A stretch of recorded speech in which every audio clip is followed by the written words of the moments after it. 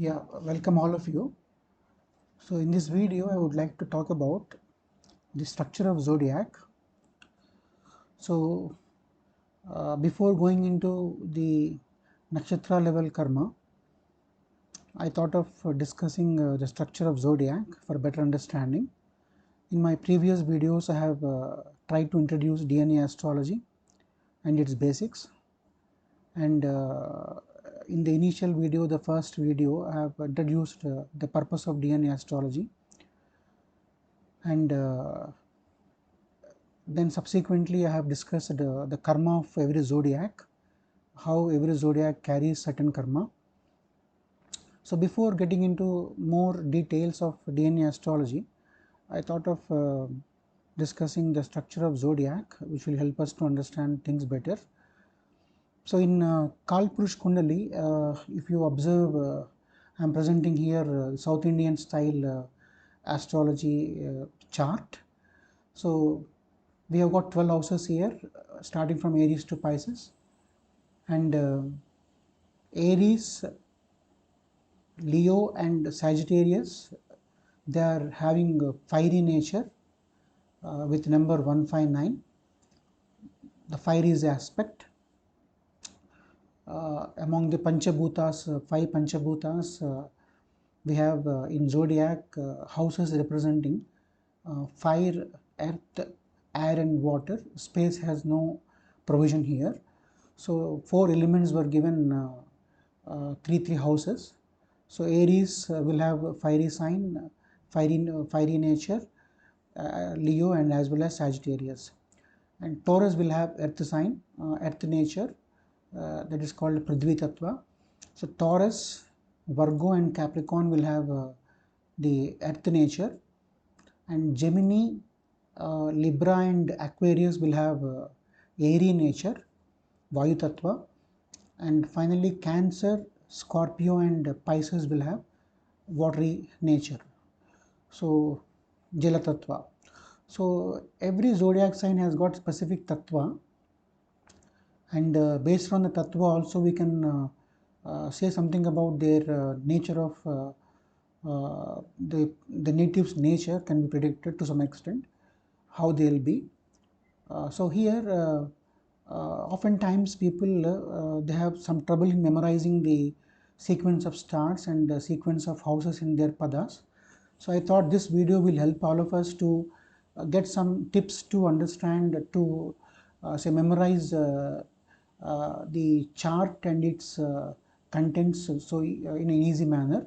So every house has got 9 padas. Last time I have explained in the previous videos. So please watch out the links in the description section, all my previous videos. So here every pada has, every zodiac has got 9 padas. So 12 into 9 will make 108 padas, and there are 27 nakshatras.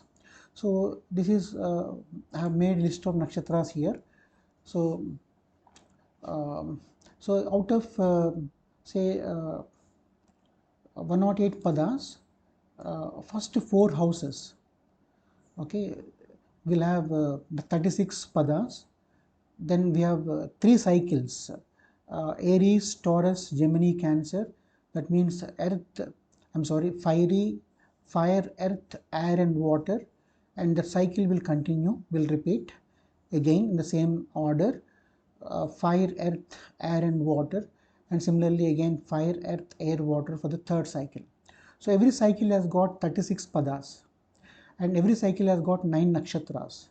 Okay, so every cycle has got 9 nakshatras. This is the first cycle which I have tried to summarize here, Aries to Cancer, and this is the second cycle, Leo to Scorpio, and the 3rd cycle, Dhanu to Sagittarius to Pisces. Okay, so here this is the best way to remember the nakshatras also, in form of clusters. There are 9 clusters here. If you observe, 9 clusters for 9 planets, and this order is going to be followed for every cluster, every cycle. So Ashwini, Magha and Mula, they belong to Ketu, lordship of Ketu. So here last time also I tried to mention this. There is no need to confuse between the star lord and the karma. They are different. So as per conventional astrology, Ashwini, Magha and Mula, they belong to Ketu, lordship of Ketu. Bharani, Pubba and Purvashada, they belong to Venus, Shukra. Kritika, Uttara and then Uttarashada will belong to Sun. Rohini, Hasta and Shravana belong to Moon. Mrigasira, Chitra, Dhanishta, they belong to Mars. Arudra, Swati and Satabhisham, they belong to Rahu. Punarvasu, Visakha and Purvabhadra, they belong to Jupiter. Pushyami, Anuradha and Uttarabhadra will belong to Saturn. And Aslesha, Jyestha and Revati, they belong to Mercury. So there are 9 I can say planets, and every planet has got a 3-star cluster. 3 stars every planet was given. I'm talking about lordship here. I'm not talking about karma. Please remember. And here, how to remember the padas. In fact, that also I have tried to present here. So in the zodiac, if you remember, I mentioned about the first cluster, first cycle, Aries to Cancer. So Aries carries 9 padas, 441 is the code. Taurus carries again 9 padas, but here the code is 342. Then Gemini 243 and Cancer 144. What do they mean? So here what 441 means Ashwini 4 padas, Bharani 4 padas and Kritika 1 pada. And Taurus, Kritika remaining 3 padas, Rohini 4 padas, Mrigasira 2 padas. And Gemini, Mrigasira left out 2 padas, Arudra 4 padas, Punarvasu 3 padas. And lastly, Punarvasu, the 4th pada here in Cancer, Pushyami 4 padas and Aslesha 4 padas. Likewise, the cycle will continue, and if you remember this code, it will be easy for you to memorize all the other zodiacs very easily, all the remaining 2 cycles very easily. So 441, 342, 243, 144, that will be repeating once again, 441, 342, 243 and 144, and again in the last cycle it gets again repeated. So that's the easy way to remember the structure of zodiac. So basically here I want to mention one more important thing here. Now people talk about Gandanta. That means whenever there is a junction of fire and water and fire signs. If you observe, there is one Gandanta here between Pisces and Aries. So that means Revati, the last pada, and Ashwini first pada. Revati is the last star in the Pisces zodiac. That means Revati 4th pada and Ashwini first pada. They both will fall under Gandanta zone.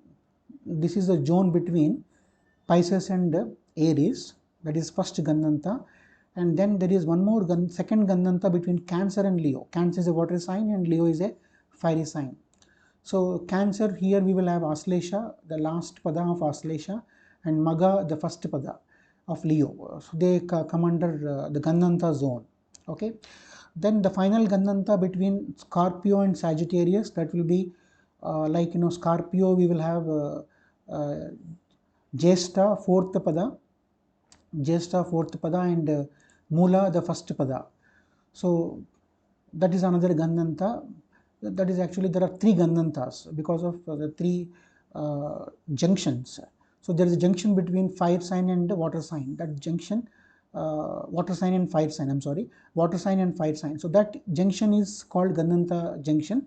So that's about the structure of zodiac. I hope you have understood these concepts thoroughly. So that's the way of remembering the sequence of stars also. Hope this video helps all of you. Thank you so much.